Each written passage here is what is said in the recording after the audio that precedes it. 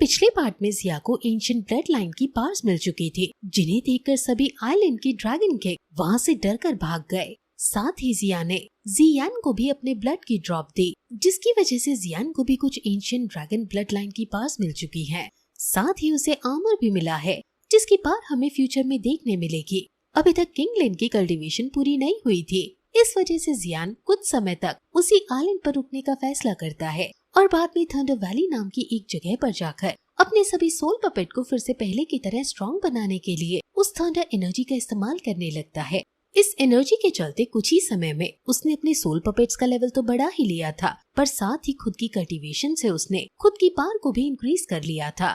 इसके साथ साथ जियान की मुलाकात पिछले पार्ट में एक ओल्ड मैन से हुई थी, जिनकी आइडेंटिटी के बारे में अभी हमें ज्यादा कुछ भी नहीं पता। वो शायद फ्यूचर में हमें देखने मिलेंगे। बस कल्टीवेशन पूरे होने तक किंगलैंड की भी कल्टीवेशन हो चुकी थी, जिस वजह से जियान उसके साथ वापस यहाँ जिंग्यू पवेलियन लौट आया, जहाँ आकर उसे पता चलता है कि मास्टर याओ लाओ और मास्टर फेंग दोनों के ही पास एक गुड न्यूज है, जो कि प्यूरिफाइंग डेमन लोटस फ्लेम से रिलेटेड है।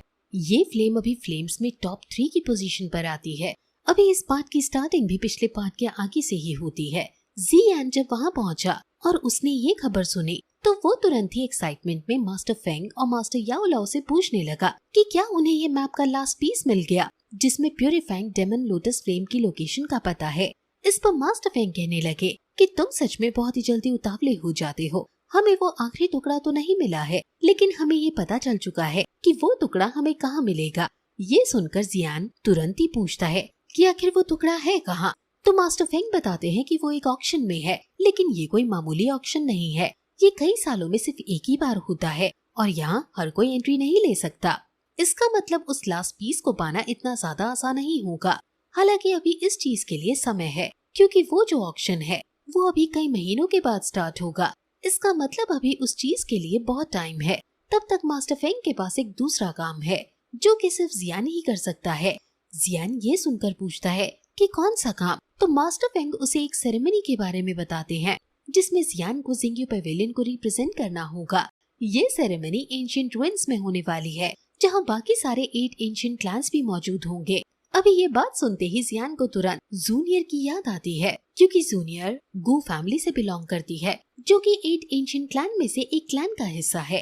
अभी यहाँ इस सेरेमनी के बारे में बताते हुए मास्टर फेंग ये भी कहते हैं कि इस चीज के लिए वो खुद जाते, लेकिन वो नहीं जा रहे, क्योंकि सोल हॉल की नजर अभी जिंग्यू पवेलियन पर है। और ऐसे में अगर उनमें से कोई उस सेरेमनी में जाता है, तो ये चीज जिंग्यू पवेलियन के लिए ठीक नहीं होगी, क्योंकि सोल हॉल वाले कभी भी हमला कर सकते हैं। हालांकि जियान को कोई प्रॉब्लम नहीं थी, क्योंकि वहाँ जाकर वो इतने समय बाद जूनियर से मिल पाएगा। वैसे अभी जियान के चेहरे की खुशी देखकर मास्टर याओ लाओ भी समझ चुके थे कि वो क्या सोच रहा है। हालांकि इतने में ही मास्टर फेंग जियान से कहने लगते हैं कि इस बार तुम सभी से सर उठाकर मिल पाओगे। ये चीज समझना थोड़ी सी मुश्किल थी, पर इसके पीछे रीजन बस यही है कि ये जो 8 एंशिएंट क्लैंस हैं, इनमें से एक जियाओ क्लैन भी है, जिसे जियान बिलोंग करता है। मास्टर फेंग अभी ये बात इसलिए कह रहे थे क्योंकि जी जुआन, जो कि जियान के एंसेस्टर थे, उनकी जनरेशन के बाद से जियाओ क्लैन में ड्यूटी ब्लड लाइन लगभग खत्म हो चुकी है। ड्यूटी ब्लड लाइन असल में एक तरह से स्पेशल टैलेंट है, जिसकी वजह से आने वाली जनरेशन्स में एक्स्ट्रा ऑर्डिनरी पास होती है। लेकिन जी जुआन, जो कि आगे की जनरेशन्स थी, उनके पास ये ब्लड लाइन नहीं थी, जिस वजह से धीरे धीरे जियाओ क्लैन का नाम खराब होते गया। हालांकि जियान की वजह से जियाओ क्लैन फिर से पावरफुल होता जा रहा है। इस वजह से मास्टर फेंग कह रहे थे इस बार जियान को देखने का नजरिया सभी का अलग अलग होगा। अभी ये बात सुनकर जियान अपने बीते दिनों को याद करता है, जिसमें उसने वैसे तो खुद भी बहुत मेहनत की, पर कुछ ऐसे भी लोग थे जो कि अगर ना होते तो शायद जियान आज इस जगह पर ना होता। वो बहुत समय से उन सभी से मिल तो नहीं पाया है, लेकिन वो यहीं से सभी को शुक्रिया कहता है। इससे वो थोड़ा इमोशनल भी हो गया था। पर तभी मास्टर फेंग कहने लगते हैं कि शायद तुम्हें ये बात पता नहीं होगी, पर तुम्हारे मास्टर मतलब मास्टर याओ लाओ भी उन्हीं 8 एंशिएंट क्लैन में से एक क्लैन से बिलोंग करते हैं। यहाँ हमें पता चलता है कि उन 8 एंशिएंट क्लैन में याओ क्लैन भी एक मेन क्लैन है, जिससे मास्टर याओ लाओ बिलोंग करते हैं। हालांकि उन्हें उनके क्लैन से निकाल दिया गया। जियान ये सुनकर हैरान था। वो इसकी वजह पूछता है तो मास्टर याओ लाओ बताते हैं कि उन्हें इसलिए निकाल दिया गया क्योंकि वो अपने क्लैन में सबसे ज्यादा कमजोर थे। ये चीज सच में थोड़ा दिमाग हिला देने वाली थी, क्योंकि मास्टर याओ लाओ अगर सच में उस क्लैन में सबसे ज्यादा कमजोर थे तो बाकी लोग कितने ज्यादा स्ट्रॉन्ग होंगे। हालांकि मास्टर याओ लाओ बताते हैं कि ये बहुत पुरानी बात है और इसके पीछे और भी कहानियां हैं जो कि वो फिर कभी जियान को सुनाएंगे। अभी के लिए जियान को एंशिएंट रुइंस की तरफ निकलना ज्यादा जरूरी है।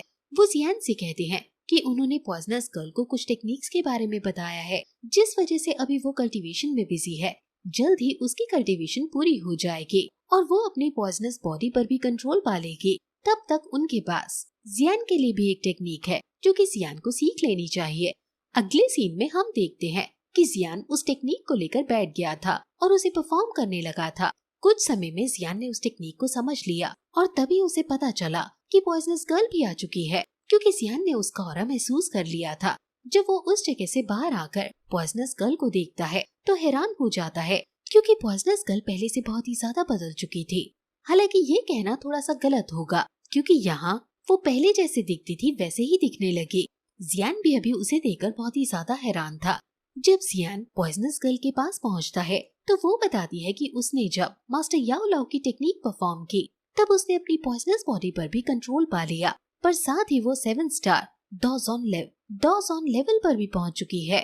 जियान ये सुनकर वैसे तो बहुत खुश था पर वो ऐसे ही सैड फेस बनाते हुए कहने लगता है कि पता नहीं क्यों मेरा ही लेवल धीरे धीरे क्यों बढ़ता है।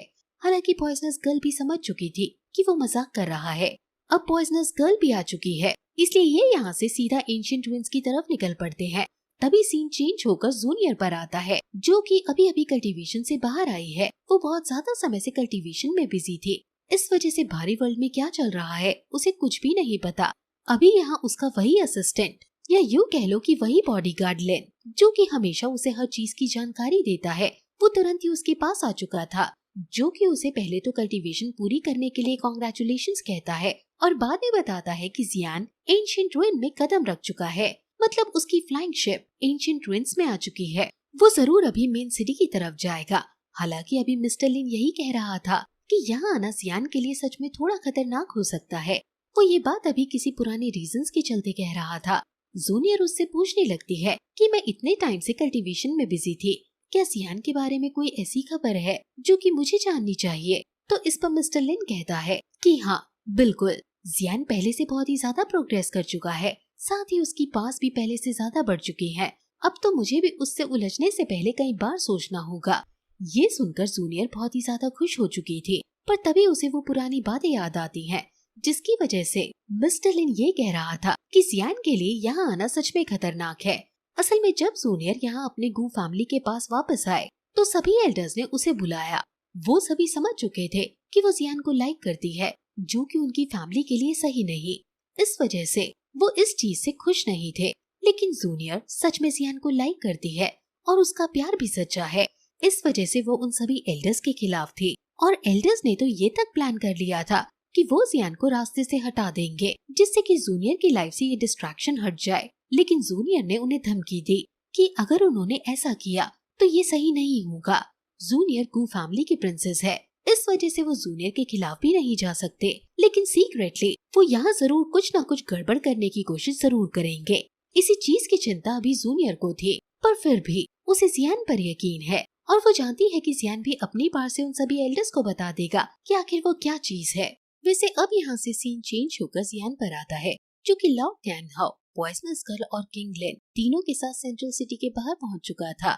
अभी उन्हें अपनी फ्लाइंग शिप यहाँ रोकनी पड़ी क्योंकि सामने एक बहुत ही पावरफुल बैरियर लगा है जिसे वो लोग नहीं तोड़ सकते। इस बैरियर से बाहर जाने के लिए इन्हें इनविटेशन की जरूरत है जो कि इनके पास ऑलरेडी है। जियान तुरंत ही वो इनविटेशन कार्ड निकालता है और उस बैरियर को हटाकर अंदर एंट्री लेता है। अभी रास्ते में वो बस यही बात कर रहे थे कि ये जो बैरियर था ये असल में यहाँ एंशिएंट क्लैन के एंसेस्टर्स ने बनाया है। इसी वजह से ये बैरियर इतना ज्यादा ताकतवर है कि बिना परमिशन के कोई अंदर नहीं जा सकता। अभी सेंट्रल सिटी में एंट्री लेने के बाद इन लोगों की सबसे पहली मुलाकात लिन क्वान से होती है जो कि इन्हें देखकर बिल्कुल भी खुश नहीं था। साथ ही उसे तो यकीन नहीं हो रहा था कि आखिर जियान इस जगह पर क्या कर रहा है। वो जब जियान से इस बारे में पूछता है तो जियान उसे अपना एंट्री कार्ड दिखाता है जो कि इनविटेशन लेटर है, लेकिन उसे देखकर भी लिन क्वान को अभी तक यकीन नहीं हुआ था कि सच में जियान को इनविटेशन दिया जा सकता है। कार्ड पर लिखा हुआ था कि जियान जिंग्यू पेवेलियन की तरफ से यहाँ आया है, लेकिन लिन क्वान फिर भी नहीं मानता। वो तो यहाँ जियान पर इल्जाम लगाता है कि उसने जबरदस्ती यहाँ घुसने की कोशिश की, और यही कहकर अभी वो अपना एनर्जी प्रेशर जियान और उसके दोस्तों पर डाल रहा था। हालांकि उस एनर्जी प्रेशर से जियान और उसके दोस्तों को कोई फर्क नहीं पड़ता। वो इजीली वहाँ खड़े हुए थे। जो चीज लिन क्वान को पसंद नहीं आती और वो जियान पर हमला करने लगता है, लेकिन यहाँ जियान ने इजीली उसके हमले को रोक दिया था। साथ ही अभी लिन क्वान के गार्ड्स हमला कर रहे थे, तो जियान ने उन्हें भी एक ही झटके में पीछे हटा दिया था। बाद में जियान लिन क्वान पर हमला कर उसे दूर गिरा देता है। जियान ने जो अटैक किया ये एक सोल अटैक था। इस वजह से लिन क्वान बहुत ज्यादा हैरान हो चुका था। हालांकि वो गुस्से में अपने नीचे काम करने वाले कुछ और गार्ड्स को वहाँ बुलाने वाला था, पर इतने में ही फिफ्थ कमांडर की वहाँ एंट्री हुई, जिसने आते ही पहले तो लिन क्वान को थोड़ा सबक सिखाया और शांत किया, क्योंकि अपने मेहमानों के साथ इस तरह से बिहेव करना अच्छी बात नहीं है। अभी जब उस फिफ्थ कमांडर ने जियान का नाम सुना तो उसे भी गुस्सा आया, लेकिन उसने अपना गुस्सा कंट्रोल कर लिया। वो यहाँ लिन क्वान की तरफ से माफी मांगता है और जियान और उसके दोस्तों को आगे जाने को कहता है। जब जियान उसके पास से जा रहा था तो वो जियान से कहता है कि मैंने तुम्हारे बारे में सुना है, क्या हम एक फ्रेंडली बैटल कर सकते हैं? जिस पर जियान कहता है कि जब तुम चाहो तब मैं हमेशा तैयार हूँ। अब इसके बाद सीन अगले दिन पर आता है। हम देखते हैं कि अभी जियान और उसके दोस्त एक फ्रेंडली बैटल होते हुए देख रहे थे, जो कि ब्लैक इनहेलेशन आर्मी के दो मेंबर्स के बीच हो रहा था। वो आपस में बस अपनी ताकत दिखाने के लिए फाइट कर रहे हैं। जियान को यहाँ ब्लैक इनहेलेशन आर्मी के बारे में थोड़ी जानकारी मिलती है। ये ऐसे लोग हैं जिन्हें बहुत मुश्किल से चूज किया जाता है। मतलब ब्लैक इनहेलेशन आर्मी में ज्वाइन होने के लिए सच में बहुत ही ज्यादा पावरफुल होना कंपलसरी है। इसमें टोटल 8 कमांडर्स जो कि बहुत पावरफुल हैं। साथ ही यहाँ के जो मास्टर्स हैं उन्हें भी उनकी पावर की वजह से ही पोजीशन दी गई है। अभी जियान के दोस्त जियान से यही कह रहे थे कि उसे थोड़ा संभल कर रहना होगा, क्योंकि यहाँ सभी लोग जूनियर को बहुत मानते हैं। जूनियर इनके लिए प्रिंसेस है और जूनियर जियान को लाइक करती है, इसलिए ये बात बिल्कुल नॉर्मल है कि ये लोग जियान से जलते हैं। इसी वजह से किसी का भी बिहेवियर जियान के लिए वैसा नहीं है जैसा किसी मेहमान के लिए होना चाहिए। अब इतने में ही हम वहाँ लिन क्वान और उस फिफ्थ कमांडर को देखते हैं, जो कि अभी इस फाइट को होते हुए देख रहे थे। हालांकि फिफ्थ कमांडर की नजर अभी सिर्फ जियान पर ही है। इतने में ही वहाँ थर्ड कमांडर की एंट्री होती है, जिसका नाम यांग हाओ है। वो भी अभी जियान की तरफ देखता है और फैसला करता है कि वो जियान से लड़ेगा। इसके लिए उसने तुरंत ही वहाँ बैटल एरिना में आकर जियान को लड़ाई के लिए चैलेंज कर दिया था। ये एक फ्रेंडली बैटल है, इस वजह से इसके लिए कोई मना नहीं करता। इसका मतलब जियान को भी लड़ने के लिए आना होगा। पर जियान ने ये एक्सपेक्ट नहीं किया था कि यहाँ आने के अगले ही दिन उसे फाइट के लिए चैलेंज कर दिया जाएगा। अभी इसी के साथ ये बात यहीं पर खत्म होता है।